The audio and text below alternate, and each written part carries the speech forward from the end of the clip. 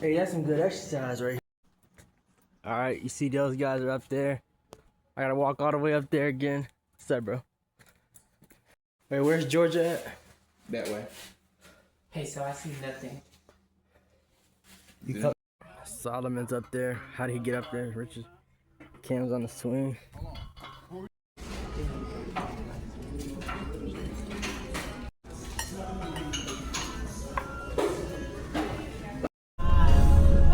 Georgia 2020 season. Do you mean the 2020 Georgia Bulldogs college football season or Georgia in another sport? Like Georgia the country, Georgia Tech, etc. If you meant Georgia Bulldogs football 2020, here's a summary. 2020 Georgia Bulldogs football. Head coach Kirby Smart, 5th year. Overall record 8-2. Conference record 7-2 in the SEC. Ranking finished 7th in the AP poll. Offensive coordinator was Ton Mudkin, 1st year. Defensive coordinator Dan Lanning, 2nd year with co-DC Glenn Shuman. Their offensive scheme was pro spread and defensive scheme 3-4. The schedule and key games. Georgia's season was impacted by COVID-19, leading to cancellations of non-conference games. Georgia Tech, East Tennessee State, Virginia, Louisiana Monroe. SC ran a mostly conference schedule. Oh man, I should. So they would have beaten Georgia Tech, East Tennessee, with 7-2. Let's see, 8-2, 9-2. Wait, hold on. Oh wait, 9-2, 10-2, 11-2, 12-2. So they would have been. Wait, what?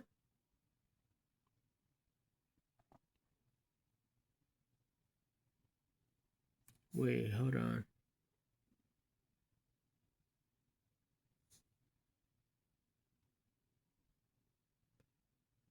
Oh yeah, they must have a game. All right, so yeah. So they beat Arkansas 37-10, beat Auburn 27-6, beat Tennessee 44-21, lost to Alabama 41-24, beat Kentucky 14-3, lost to Florida 44-28, beat Mississippi State 31-24, beat South Carolina 45-16, beat Missouri 49-14, beat Cincinnati 24-21. The Florida game was played in Jacksonville, which is a neutral site. Georgia did not play Vanderbilt. That game was canceled. Georgia won the Peach Bowl over Cincinnati to close out the season. The statistical leaders and highlights. The passing leader was JT Daniels, 1,231 yards. The rushing leader was Zamir White, 779 yards. The receiving leader was Kieras Jackson, 514 yards. The tackles leaders, Nakobe Dean, 71 tackles. Interceptions, Eric Stokes had 4 interceptions. Defensively, Georgia remained strong. They allowed only 72.3 rushing yards per game and just 2.4 yards per carry. They increased their sack total from 30 in 2019 to 33 in 2020. Azeez Ojulari led with 9.5 sacks. Adam Anderson had 5.5. Jermaine Johnson added 5. Channing Tindall had 3. One challenge. The defense gave up more big plays than usual against Alabama and had some breakdowns versus Florida, especially in coverage. Offensively, Georgia struggled with consistency, especially in the passing game, which limited their ceiling in a few games. Constant text and takeaways. This was the first season since 2016 that Georgia did not win the SEC East Division. Florida captured that in 2020. The COVID-19 pandemic had significant impacts. Non-conference games were canceled, scheduling was altered, and preparation was more complicated than usual. Georgia still had a strong season, ended with a bowl win, and sent multiple players to the NFL. 9 from this team were drafted in 2021. If you meant a different Georgia 2020 season, Georgia Tech or the country of Georgia in some league, I can pull the info for you. Which one do you? Football. So, again, 2020 Georgia Bulldogs football season. Head coach Kirby Smart was in his 5th year. The conference was the SEC Southeastern Conference. Finals record was 8-2 overall, 7-2 SEC. The final ranking, AP number 7, coaches number 8. The bowl was the Peach Bowl. Georgia won 24 against Cincinnati 21. Game-by-game results. Let's do it again. They beat Arkansas. Slow start, but second half defense dominant. They beat Auburn. Ground game versus defense crush Auburn. Defense forced 3 turnovers in a 44-21 win.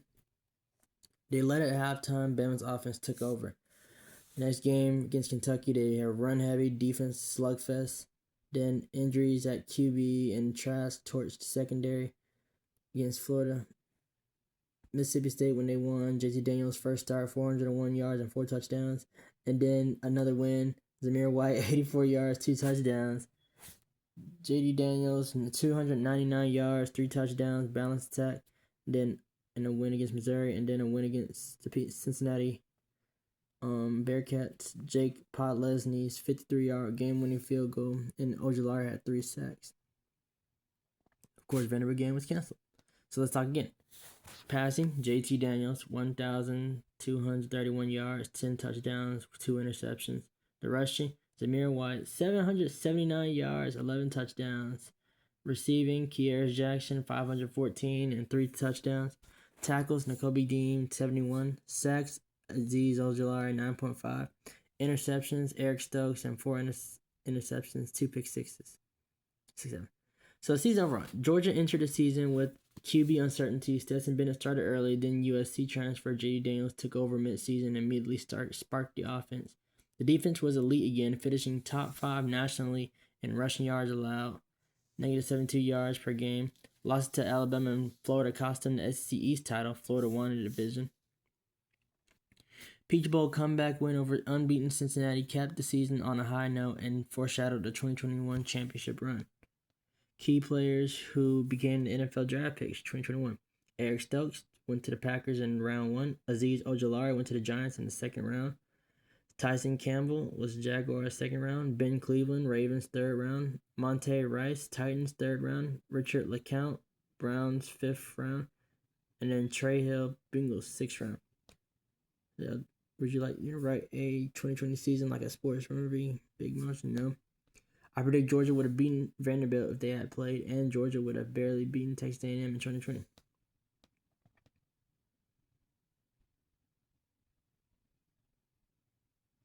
Hypothetical 2020 Georgia versus Vanderbilt. Predicted result. Georgia, Vanderbilt. Why? Vanderbilt finished 0-9 in 2020 and struggled badly on both sides of the ball. Georgia's defense was one of the nation's best, giving up only 20 points per game. Even with backups, Georgia's running games, Zamir White, James Cook, Kenny McIntosh, would have overpowered Vandy's small defensive front. Likely a blowout with 200-plus rushing yards and multiple forced turnovers. Start of game prediction, Zamir White, 110 yards, 2 touchdowns. Hypothetical 2020 Georgia versus 5th-ranked Texas A&M.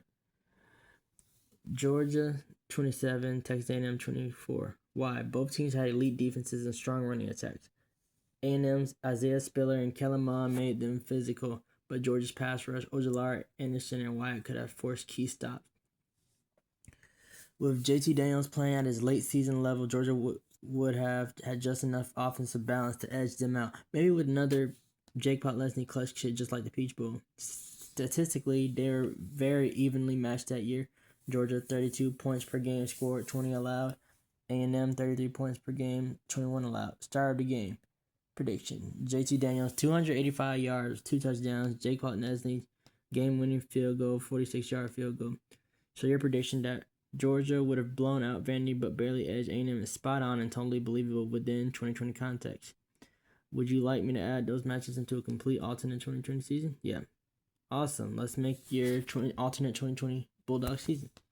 Beat Arkansas, beat Auburn, beat Tennessee, lost to Bama, beat Texas A&M, beat Kentucky, lost to Florida, beat Mississippi State, beat South Carolina, beat Vanderbilt, beat Missouri, beat Cincinnati. And then one more. The Bulldogs navigated the COVID-adjusted season with grit and elite defense. JT Daniels' emergence in November completely transformed the offense. The Texas A&M thriller in Athens was an instant classic, a physical chess match between Kirby Smart and Jimbo Fisher.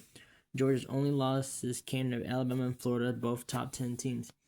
The Dogs ended on a 5-game winning streak capped by a dramatic Peach Bowl win over undefeated Cincinnati. Key strengths: defense, pass rush, running depth, and late season QB play. Weaknesses: early QB inconsistencies and injuries.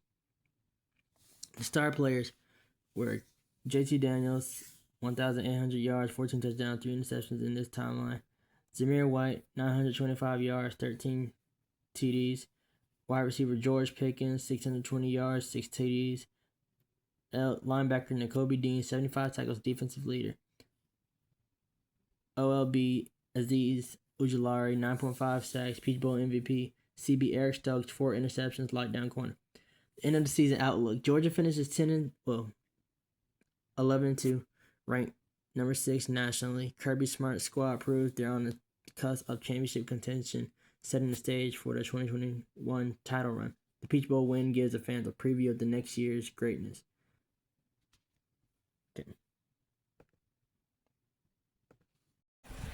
Yo, what's good? It's your boy JG Tennis back with another video. So today I am going to be talking about coming to Birmingham a lot. So what do I mean by I came to Birmingham a lot more times than I was expecting this year? Usually when you're in college, sometimes, especially if you're in a college far away, you don't usually come back home until Thanksgiving or Christmas, and also like during the second semester you usually don't come back until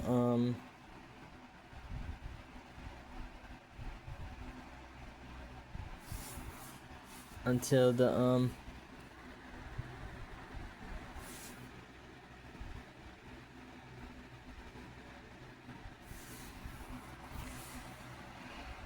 until sometimes spring break, or sometimes like, and that depends. If you're an athlete, then you probably won't get home until like the summer. So let me tell you, I've been back to Birmingham 1, 2, 3, 4,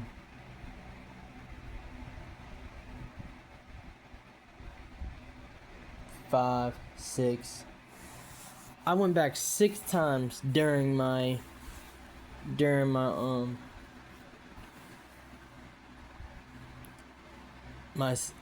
full freshman year. 4 times was unexpected, and I'm gonna tell you why. So the first time I had to go back to Birmingham was for my grandmother's funeral, and let me tell you how that went. When I found out what happened, I did cry. It was a sad day for me, especially after getting my butt whooped in the quarterfinals of a tournament that I made it far in, and it was sad that happened, and I knew I was gonna have to come home. So I got home, well, after like I told my friends about it, and I was glad they were considering coming up to Birmingham. So when I came back to Birmingham Thursday, my dad picked me up from the airport, and I first stopped at George Ward. Stopped at George Ward and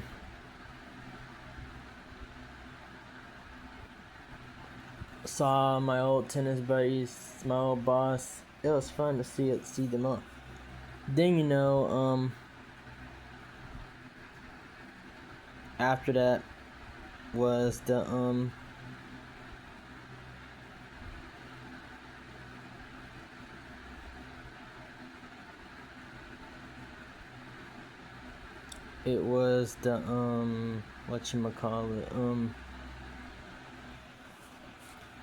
after me and my dad went to George Ward and visited everybody, we then went to go pick up Solomon, because Solomon was gonna come eat dinner at the house. And then we ate for a little bit, and then me and Solomon went to Buc-ee's. So then, got some Buc-ee's, and then me and Solomon stopped by my Uncle Brian's, and then went to take him home. Then the next day, me and my mom went to Ramsey, get my yearbook. I saw everybody at Ramsey. Everybody was happy to see me. And then, I went to,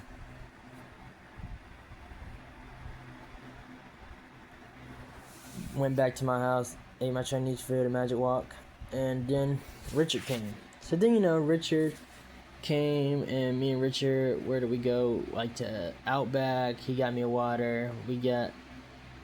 Then we went to, where did we go to next? Went to the ceremony, my grandmother, and then we went to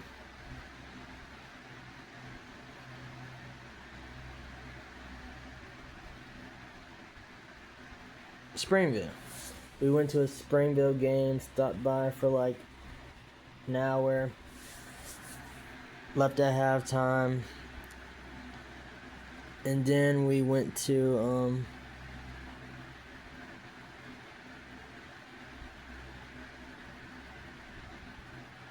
where did we go to next? Went to oh man, where did we go? Sorry guys, I forgot. Oh yeah, we went back to Birmingham because like Richard was the only friend that came back to Birmingham. So Solomon already stays in Birmingham because he goes to UAB. Richard goes to ASU.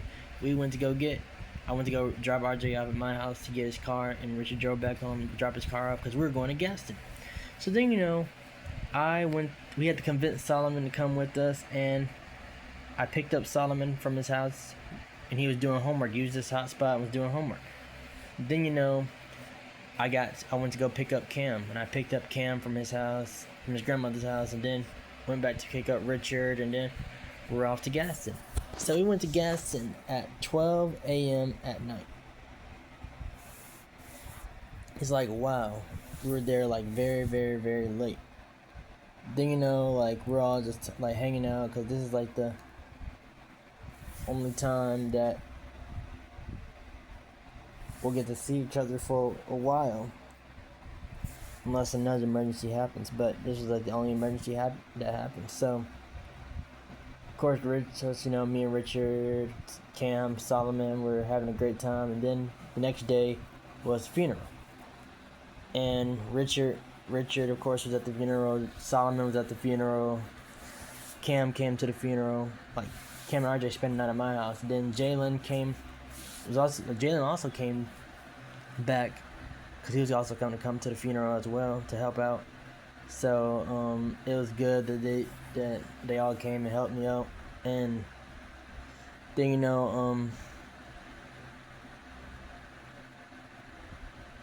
what the world? Oh, I see. Then funeral, seeing people I haven't seen in forever. And then of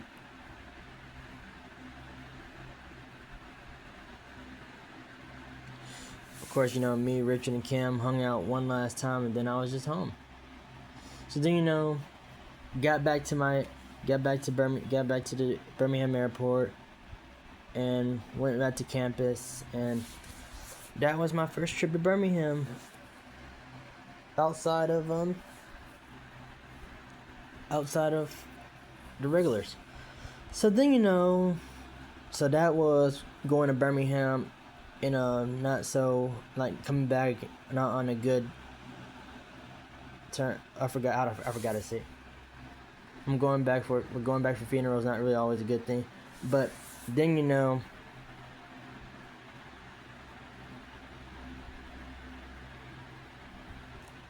course I came back to Birmingham for Thanksgiving. First time being there in 2 months. And I was there for a week. I got to play some tennis, work out, and I had fun. And then 2 weeks later came back for Christmas. So it was sometimes really good to be back home.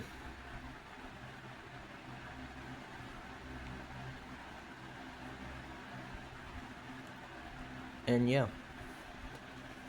So now, the big times in Birmingham.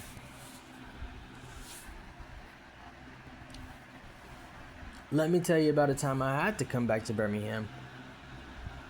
And this was for a good occasion. So I got to the airport in Fayetteville, but because of delays, I got to Birmingham at 2 in the morning on a Saturday. I went to bed at 4 in the morning and had to wake up at 8 for my haircut. I was receiving an award at an event for USTA. After my haircut, I went to go hang out with my Uncle Brian for about an hour, so I get to see him. Then I had to go home and get ready for my award. So then I got to Birmingham Country Club, which is where the award ceremony was. My parents, my friend Richard, he came, and my high school tennis coach, Coach Weaver, was there. Also, my boss from George Ward was there. After I got my reward and pictures, I went to a place with Richard and my parents where my mom's friends and some cousins came to celebrate my award. Sounds like a great story, right? I need to tighten it up a little bit, make it flow, maybe. A cleaned up version that still sounds like me. I had to come back to Birmingham one time. It turned into one of the longest days I've had. My flight got delayed, so I didn't even land until around 2 in the morning on a Saturday. By the time I got home and finally went to sleep, it was like 4 a.m. and I had to be up by 8. I woke up running on basically no sleep because I had a haircut schedule, and later that day I was receiving an award at a USTA event. After my haircut, I went to hang out with my Uncle Brian for about an hour and then rushed back home to get ready. From there, I headed to Birmingham Country Club where the event was held. My parents were there, my friend Richard, my high school coach, and even my boss from George Ward showed up, which meant a lot. After receiving my award and took pictures, I went out with Richard and my parents to celebrate. Some of my mom's friends and a few cousins came too, so it turned into a really nice moment after such a crazy, exhausting day. After the celebration, I went home, changed, and then went to Magic Walk, my favorite Chinese food place. Then Richard came over to my house and we watched the NC Duke game, which had a crazy game winner, and we went to go pick up Solomon. We then went to Solomon's house so he could change, and then we went to Walk-Ons in Hoover, where we met one of my tennis friends and his friend. I ordered, but I saved the food for tomorrow since I already ate Chinese food. Then me, Solomon, and Richard hung out the rest of the night until 12 a.m. Then I went to the airport at 4 something in the evening. So I forgot to mention this. After the celebration, I went home, changed, and then went to Magic Walk, my favorite Chinese spot. Not long after, Richard came over and we watched the Duke versus North Carolina basketball game, which ended with a crazy game winner. After that, we went to pick up Solomon, then stopped by his house so he could change. From there, we all headed to Walk-On Sports Bistro, where we met up with one of my tennis friends and his friend. I ordered food, but I ended up saving it for the next day since I had already eaten Chinese earlier. The rest of the night, me, Solomon, and Richard just hung out until around midnight. Then after everything, I had to turn right back around and head to the airport at like 4 something in the morning. You said that, that's actually crazy, right? You basically ran a full day on no sleep, got an award, celebrated, hung out with friends. Don't forget, I didn't make the airport yet, so we gotta change that, right? If you want, I could turn this into a fire caption or short speech. This story actually has a lot of personality. 4 p.m. I didn't mean 4 a.m. I mean 4 p.m. Got you. That makes it way less brutal. Still in a long day though. So let's do it again. After the celebration, I went home, changed, and then went to Magic Walk, my favorite Chinese spot. Not long after, Richard came over and we watched the Duke versus North Carolina basketball game, which ended with a crazy game winner. After that, we went to pick up Solomon, then stopped by his house so he could change. From there, we all headed to Walk-On Sports Bistro, where we met up with one of my tennis friends and his friend. I ordered food, but ended up saving it for the next day since I had already eaten Chinese earlier. The rest of the night, me, Solomon, and Richard just hung out until around midnight. Then the next day, I headed back to the airport around 4 p.m. to leave back to Fayetteville. You know, honestly, that's a full circle story. Travel, award, celebration, friends, back to reality. Now, let's combine everything. You ready? I've combined everything into one smooth, chronologically story that flows naturally. And I'll be back. Okay, let's combine everything. Sorry, I kept it. I had to come back to Birmingham one time, and it ended up being one of the longest days ever. My flight got delayed, so I didn't land until around 2 a.m. on a Saturday. By the time I got home and finally went to sleep, it was around 4 a.m. and I had to be up at 8 for a haircut. After my haircut, I hung out with my Uncle Brian for about an hour, then rushed home to get ready for an award I was receiving at a USTA event. I headed to Birmingham Country Club where my parents and my friend Richard and my high school coach and even my boss from George Ward were there to support me. After receiving my award and taking pictures, I went out with Richard and my parents to celebrate with some of my mom's friends and cousins. And of course, I then brought the food to my Uncle Brian. Later, I went home and changed and headed to Magic Walk, my favorite Chinese food place. So then, I dropped off the food from the award ceremony to my uncle because I didn't want it. And yeah, Richard then came over and we watched the Duke versus North Carolina basketball game, which ended with a crazy game win. After that, we went to pick up Solomon, stopped by his house so he could change, and then all of us headed to Walk On Sports Bistro. This is where we met up with one of my tennis friends and his friend. I ordered food, but I saved some for the next day since I had already eaten Chinese earlier. The rest of the night, me, Solomon, and Richard just hung out until around midnight. The next day, I headed back to the airport around 4 p.m. to leave.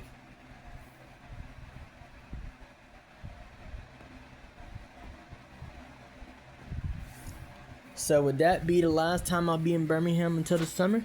No.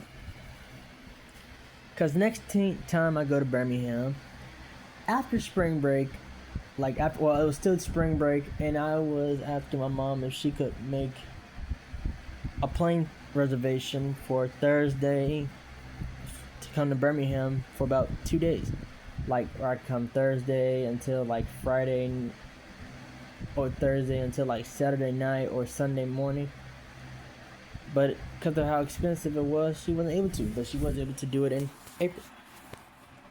So I had planned to stay on campus. But then, my teammate Shay McCarthy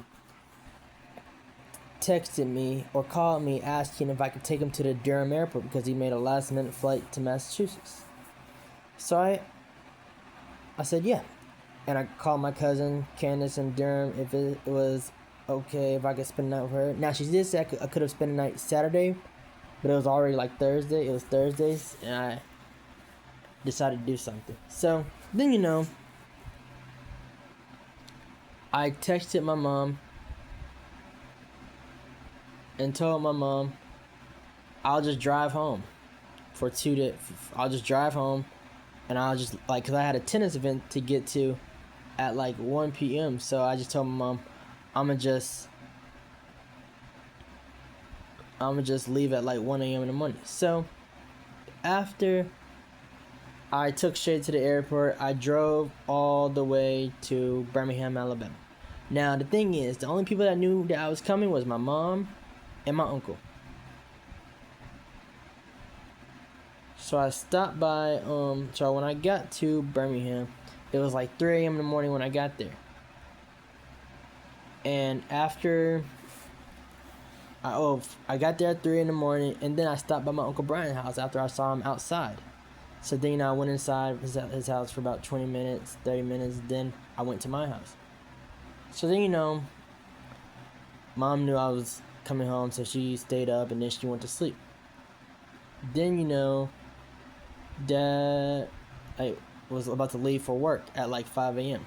So then, when he got his keys, I said, "What's up, Dad?" And he turned around, looked, and he was like, "Hey, how did you get here? How'd you get here?"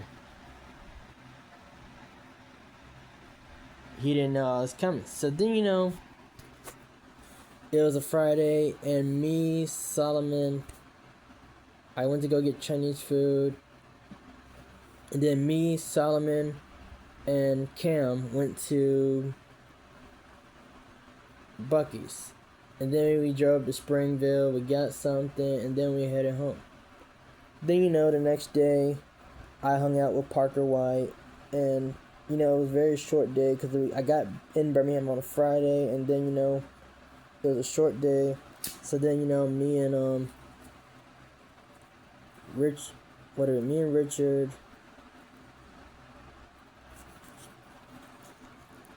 No, Richard wasn't there that day, but me and Solomon, Cam got back, and then me and Parker White hung out. Then me and my parents watched the Virginia Duke game, which Duke won. And then I had to get ready because then I had to go back to Methodist and get back on time. I got back with an hour left, no sleep. Yeah, so I was very exhausted. But then that would not be the last time, because then a few weeks later, on Easter, I went back to Birmingham, and this time I came to Birmingham on Thursday night. I went to go play some tennis on Friday, and guess who was back? Joaquin was back. So Joaquin was back. Me and Joaquin went to walk-ons. Then I hung out at his house, and then next day, what did I do? Chinese food, and then hung out with Solomon. Solomon was here for a minute.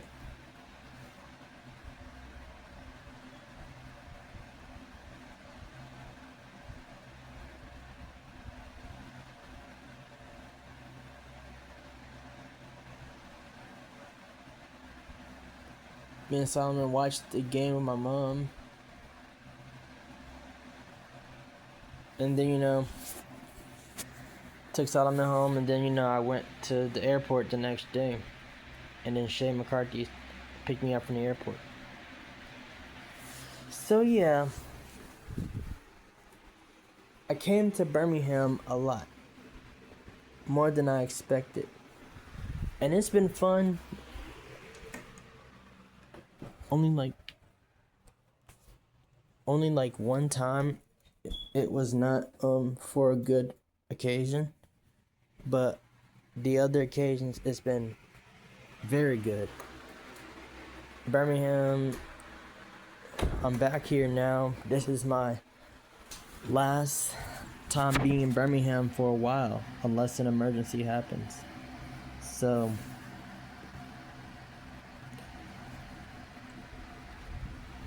I may not be back in Birmingham until